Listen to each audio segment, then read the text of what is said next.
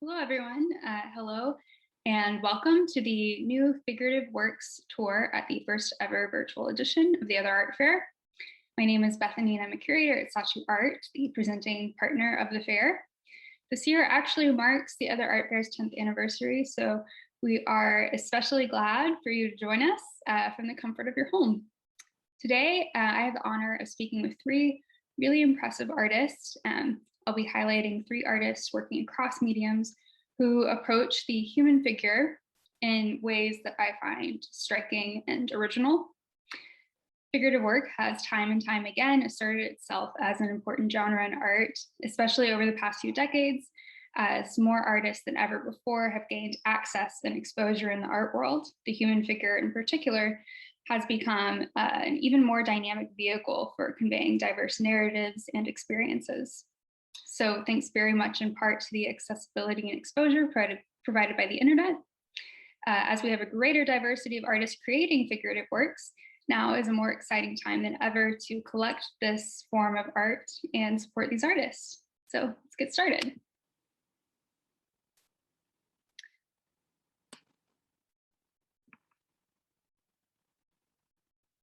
Might take a second to load. Okay, so first off, we will be visiting Dave Mcclendon, who is right here, but I want to point you to this list of artists' names. So you can click on any artist name here to go directly to their booth. Click on Dave, and it gives us this really nice overview of his booth.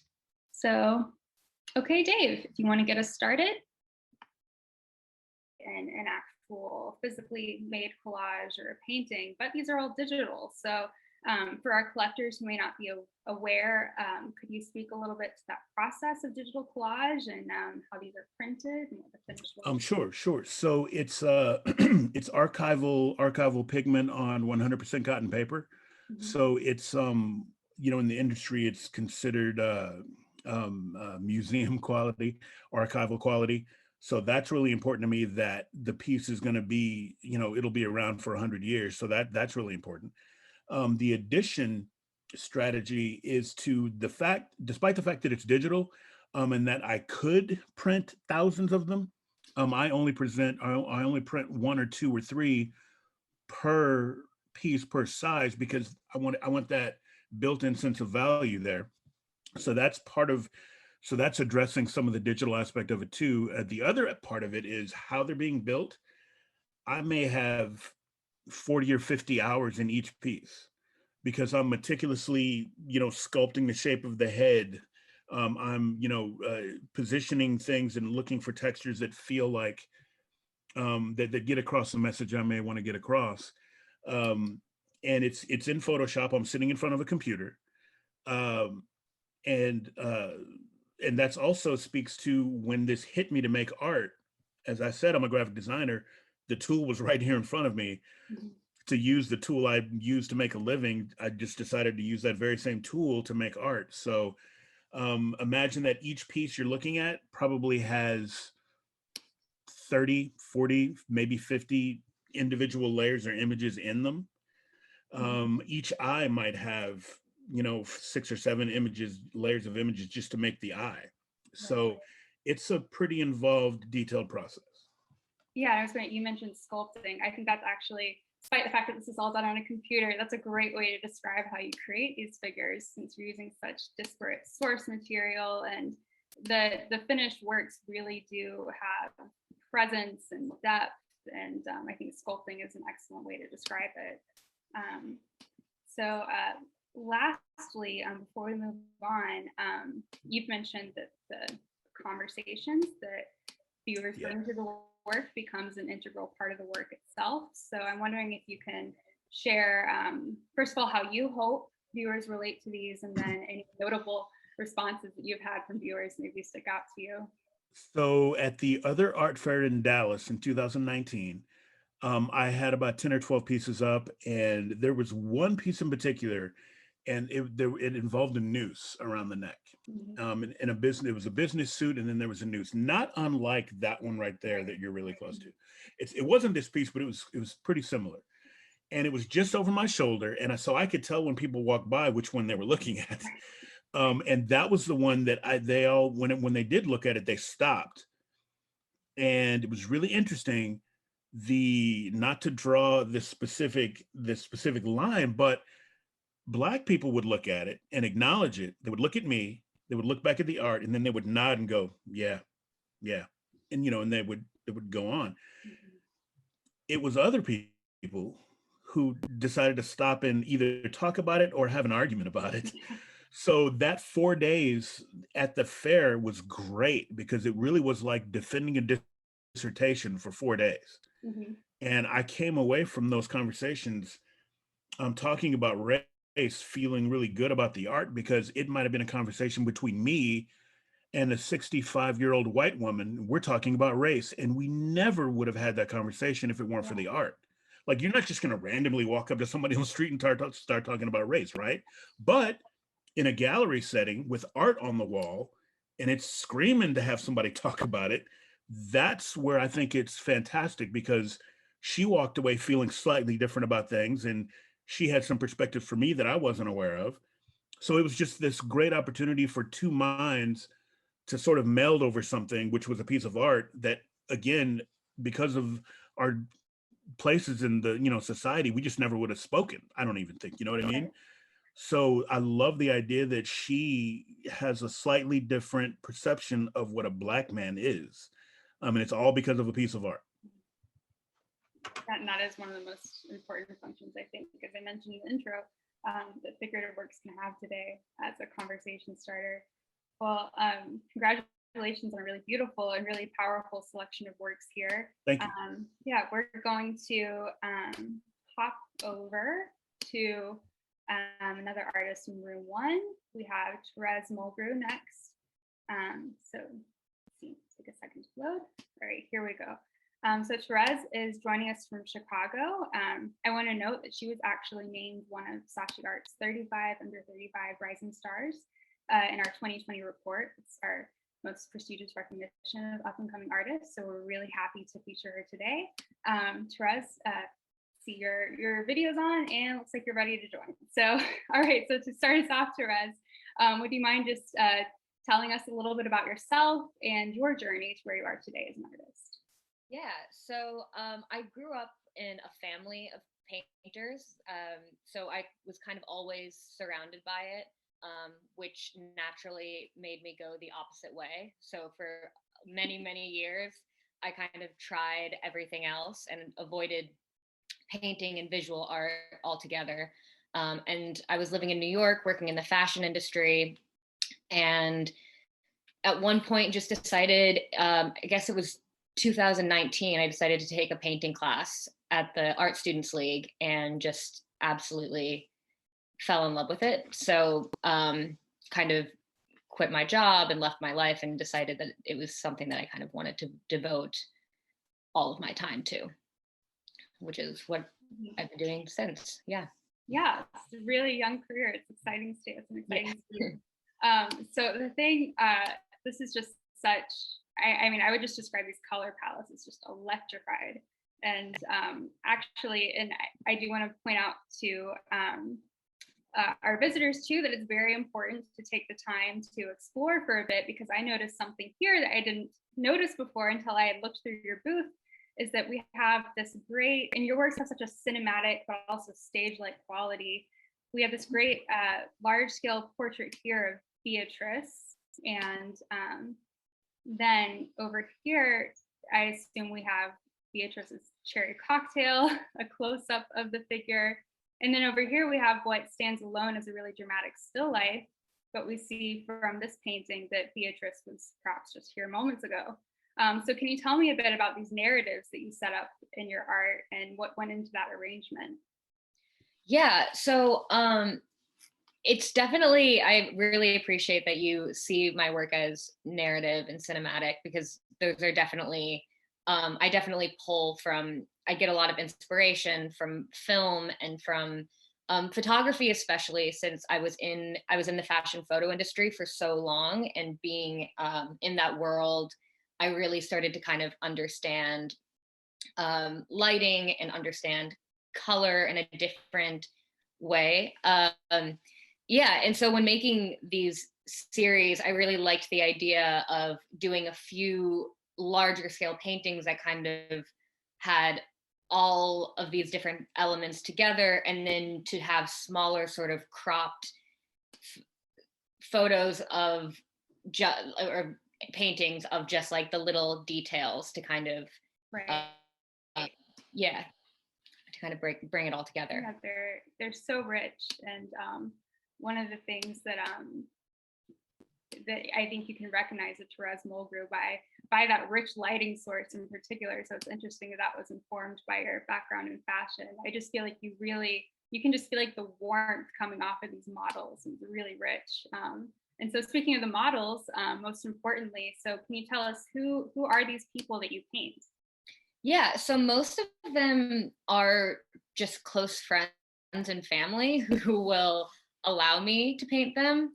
I try to go back to New York a few times a year, and every time I do that, I usually get all of my friends to get, or once in a while, they're not even close friends of mine. Once in a while, it will just be like a person I met once, or just someone's story that I'm interested in, or I just think they have a really unique look.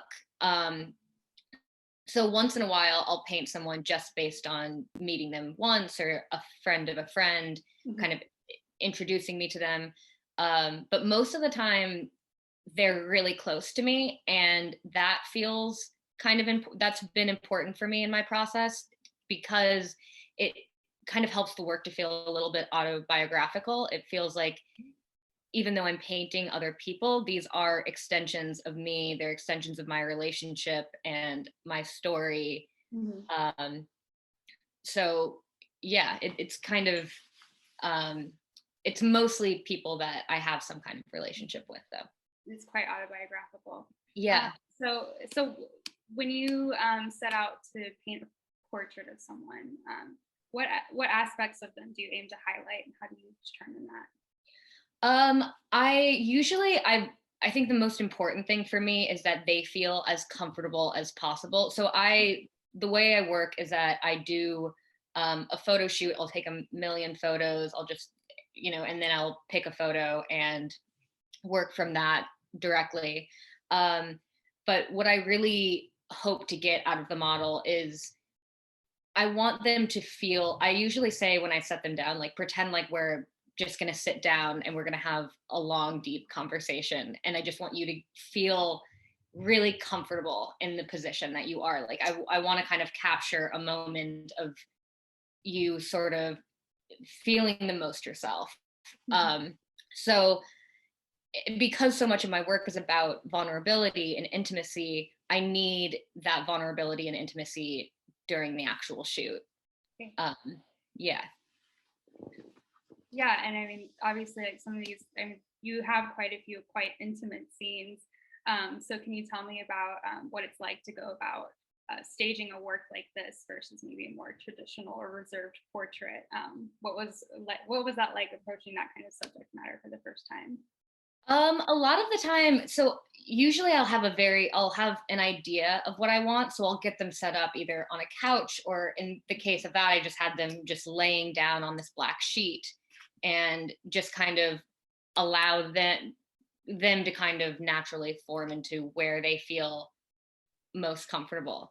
A lot of the more intimate paintings that I did were, I would say, a little bit more inspired by this time of COVID, just because I wanted to explore how important the human touch can be.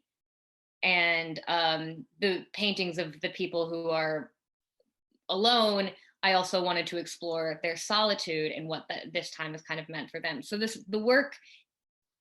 photo shoot that I did for this series of painting was in the middle of COVID. And so I think it was definitely a little bit inspired by what we were all going through. Right. And another thing too that I think really sets your work apart are these dramatic Black backgrounds. So can you tell me a little bit more about that decision too? Yeah, so that was kind of a newer decision. Before this, I was doing pattern backgrounds for a while, and then I was doing some white backgrounds, and I was really focusing on the shadows behind them. And so with this new series, I really wanted to focus on just the subject. I didn't want the distraction as much of the shadows, but the lighting is still super important to me, which is why I usually try to make still there to be a lot of shadow on the face, on the table with the still life, because I think it makes a more interesting image, but it's also, it kind of takes it to a different, it's almost like there's a different, it's like there's two images almost with the shadows. There's two completely different shapes. But yeah, the black background this time was, I think, for that cinematic like expression a little bit more, and then also yeah, to have more of a focus on just the subject. Yeah, so you mentioned so these do touch on vulnerability and intimacy, and it's really revealing too when you think about the fact that these were photos were taken during COVID, and you kind of get a sense of the expressions on their faces and Yeah. weariness. So I wonder how do you hope that viewers relate to these works? They're so intimately connected to you, but they're also a bit universal. So how do you hope that? Yeah. I mean, I think that the hope is always that the viewer can see themselves in the relationships and in the expressions on their, I just kind of hope that they're able to kind of project their own life experiences, their own feelings. I think that there's a lot to be said in a face and in body language, and I think that it's important to like, it's interesting to see these large scale paintings in person and to kind of connect with them in that level, in that way. Yeah, and that's the other component that I wanted to mention about Therese's works. These are quite large scale. See, this is a 60 by 48 inch portrait. So how do you go about making works of such a large scale? Yeah, so I started doing them so big because I really wanted to focus on the detail. I wanted to make sure that I could make them as detailed as possible. And so I kind of realized that the bigger I went, the more detail I could fit in. Right now I'm doing 48 by 60 is about the largest, but that's mainly because that's the largest I can fit into my small apartment at the moment. So eventually I'd like to even go, even like twice or three times that size. But I do think it's really interesting to see a portrait where it feels life size or larger than life size. I think that can be just like a very dramatic experience. And I think about the people that I use as my models a lot when I'm making the painting. I almost feel like when I'm making the painting, it's like gift to them almost, in that I think it's an interesting experience to see yourself on canvas like that, especially in such a large scale. So I want to make my work as accessible as possible, and I want to be able to paint. I think that I have this idea that I could paint just like everyone I know and love, so that they can all have this experience of seeing like a giant painting of themselves and seeing how that kind of affects them. Yeah, it's a great way to honor them. Yeah, well, thank you so much for walking us through these. And again, I want to reiterate to our viewers, to take the time and explore all these booths yourselves, because then that's where you notice fun connections like these smaller works with Beatrice here in the middle. I just think it would be so cool if these works could live together and find a home together. Well, thank you so much for walking us through these. And I also want to mention to our viewers too that we have each of our booths, you have handy video introduction from our artists, as well as a chat feature where you can schedule a one-on-one video call, explore their Instagram, their artwork on Saatchi Art, and email them directly. So I'm going to go back to the entrance. We have one more artist to go through, to meet today, and Janine Ruval in room 3. Hop back in there. So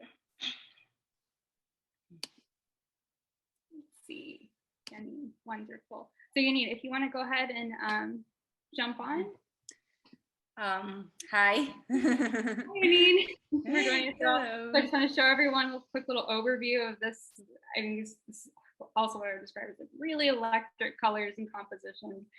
These are going to be really exciting works to delve into. So, but to get us started, Yini, could you just tell us really quickly about yourself as an artist and how you got to where you are today?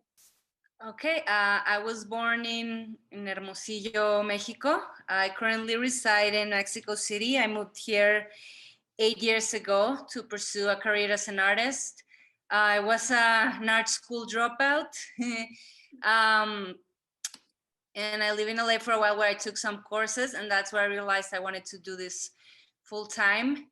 And yeah, it was a hard road because at first I couldn't do it full time. I had to have a couple of other jobs. And I worked in advertising and in festival event production, just whatever landed on my lap. But little by little, I started to get more and more jobs illustrating and painting. And well, now I have reached the point where I can do this full time, and I feel very fortunate about that. And I guess you could describe, I don't know, my work is very different each year because I keep painting whatever happens to me. So all these paintings that I'm showing, it's what I've done in the last year, almost when the quarantine started. And it's basically everything that I've been going through and working on myself and what I've discovered about myself, what I've learned, and yeah, that's pretty much it. Yeah, and I know that I know that your practice in general has been informed by your experience with a chronic illness. Could you tell us a bit about that inspiration? Yeah, before, like a few years ago, I was doing oil painting, and they were like very, very detailed and very realistic. But then I got diagnosed with Lyme disease, and it started to get increasingly difficult to paint. Like my wrists and my back hurt a lot. I was fatigued all the time. And then came a point where I couldn't get out of bed. So I started drawing digitally. And that's why I didn't want to, like, over the years I refused to talk about myself in my art, but then it became something where I could just use to heal and feel better. So I just like swallowed my pride and lost my fear of being vulnerable, and I started painting about my life with Lyme disease. And it was a wonderful feeling because it made me feel better, but also it helped me connect with a lot of people who felt the same way.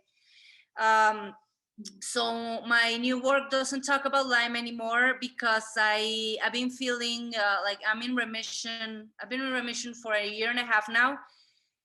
But what Lyme helped me to do was to not be afraid anymore to talk about myself and put myself out there. So yeah, this new work talks about like the quarantine, the problems I had being like, I forgot. Sorry, I'm sorry. English is my second language, so sometimes I forget words.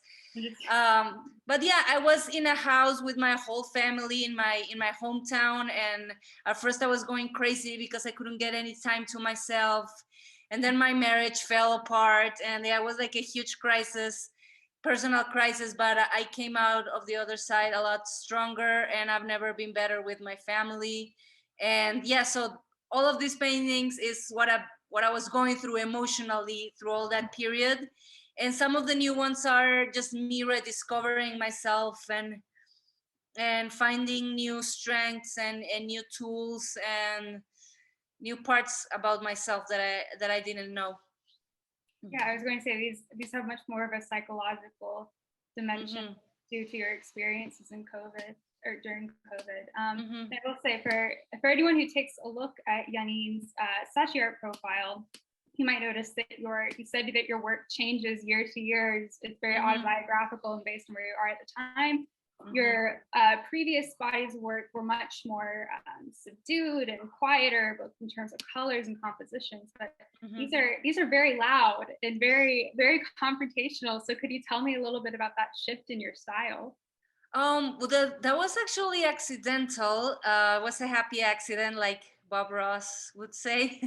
I I got quarantined at my parents' house because they have this huge ranch house with a huge backyard. And me and my mom have a studio there, but it was a studio that I haven't used for years, either me or her.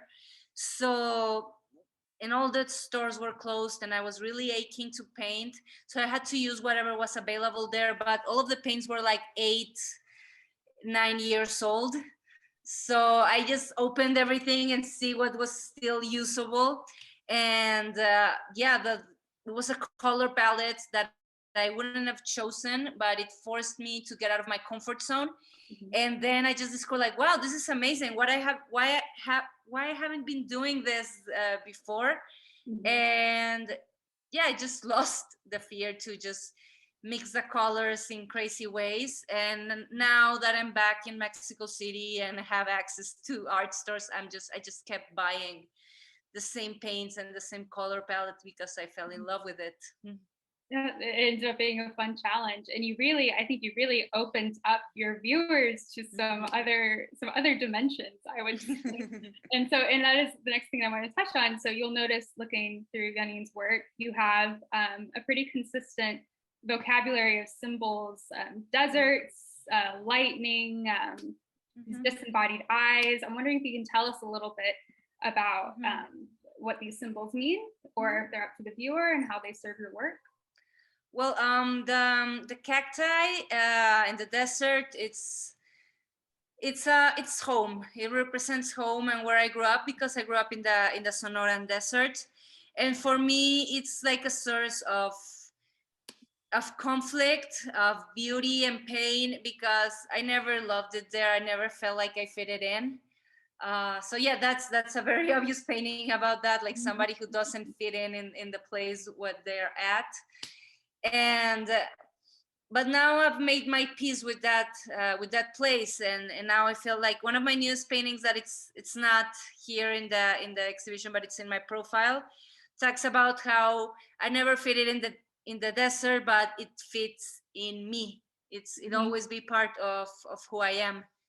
And also, okay, the eyes for me represent my insecurities, because I feel like I'm always being watched, and especially I grew up like in a very, well, love them, but in a very critical family where I didn't have any privacy because there were so many of us. So that's how I felt all the time, just like somebody was looking at me and looking at my flaws and what I was doing wrong. And also, okay, the lightning represents power. So you'll find lightning always in the paintings that have something to do with sexuality or femininity. That it's a part of me that I've been rediscovering ever since I got single again. And it was something that was dormant for so many years. And it's that I've been repressing, because also I grew up in a very conservative family, Catholic. So it was something that sexuality and femininity was something that to be repressed and hidden. And now, I'm losing the fear of wielding it and using it and being proud of it. Well, it's really, yes, I think it's something that's so unique about your practice, is how in tune it is with where you are autobiographically, and how you really develop these really distinct and really specific symbols that speak to where you are, but they are also quite universal and quite relatable for viewers. And so I also wanted to touch on, you might notice in her work real quickly before we wrap up, is this sort of melding of human figures with plant forms and animal forms and cacti. So could you tell me a little bit about what that form serves in your work? I'm sorry, what that? How it serves your work and what it means to you? Some of the models I use most of them are myself. Others are friends of mine. But I always painted animals, and I was like a little afraid of using human figure, because I thought like, no, animals and plants are my thing. But I wasn't, but it was just me being afraid to get out of my comfort zone. And then I was I don't know, I just had like a revelatory moment where I did my first self-portrait. And yeah, mainly my work has just been being less and less afraid of doing things, because if you go through my Instagram to my first work, it's very safe and very commercial, because I was afraid to be myself and express myself. But the less afraid I get, the crazier and more interesting my work gets. And yeah, just it's been really fun and very liberating. And I'm very happy where my work is right now. Yeah, it's from a curatorial perspective, it's very cool to see how distinctly your practice has grown and evolved. So thank you so much for sharing. I'm going to take us back to the entrance. And maybe if everyone wants to hop on, that concludes our tour. Oh, I also do want to mention though, real quickly, Janine was also named one of Saatchi Art's Rising Stars in 2020, like I mentioned. And so definitely check out that report for some other notable artists. There are quite a few other art fair artists in that list. So thank you very much, everyone, for sharing. And I don't know if we have any questions.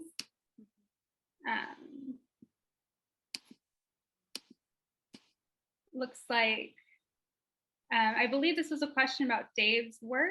Looks like someone asked about the surface used, which I think that Dave spoke to. Again, he uses archival museum quality paper that his works are printed on. They are often or always in editions of one. Is that correct, Dave? Actually, it's one per size. So there might be two or three, I'll have the full size and then a step down, maybe once or twice. So it would only exist at the most 3 times. Great, thank you.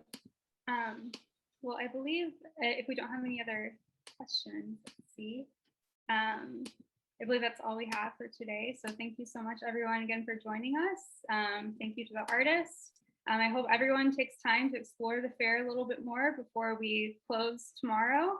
And again, definitely utilize those chat features to chat one-on-one with an artist, send them an email, check out their Saatchi Art profile and their Instagram on their booths. So thank you so much.